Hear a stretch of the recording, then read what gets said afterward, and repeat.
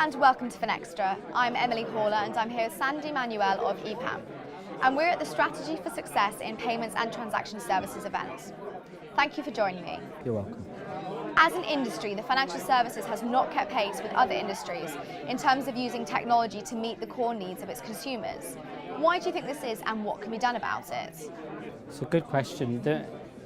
I think historically most institutions and most organisations have been able to actually offer services in a way that was expensive to deliver. With the advent of apps and digital, the cost of delivery has dropped to a level that's is unprecedented. So therefore, that's caught businesses off guard. So the reason why it's happened in terms of they're not able to completely reimagine or reframe their business from an app-centric world, and actually what's the core experience that people are looking for in that type of environment. So I would suggest that that's one of the reasons why. You suggest just focusing on the core consumer needs before the technology stack. But does this limit the opportunity for developing technology to differentiate the services? Yeah, and actually this is a question that we often have internally and also with businesses that come to us in terms of from a technology point of view. The analogy that we often like to think of is HD, DVD and Blu-rays. At that time, both of those, Sony and the rest of the community were trying to actually, or that particular part of the business community were trying to create a IP platform that would control the market.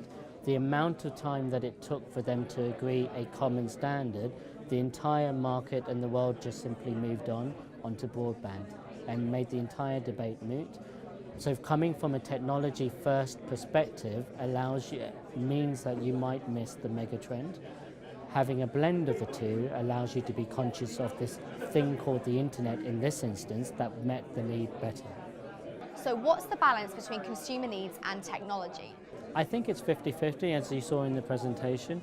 It's not to say that going to core human needs will always stand you up, because there needs to be technically delivered in a way that makes sense.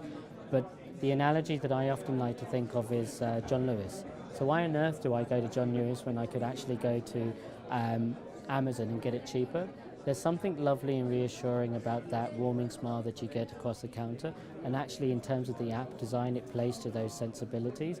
And by having a blend of both business design, human touch and technology means that in that particular instance, even if John Lewis, for example, falls behind the curve, the amount of goodwill they've generated buys them the space to be able to say, you know what, we can catch up. And that, I think it's a reason for the blend of the two. Sandy, thank you very much. No worries. Thank you for watching.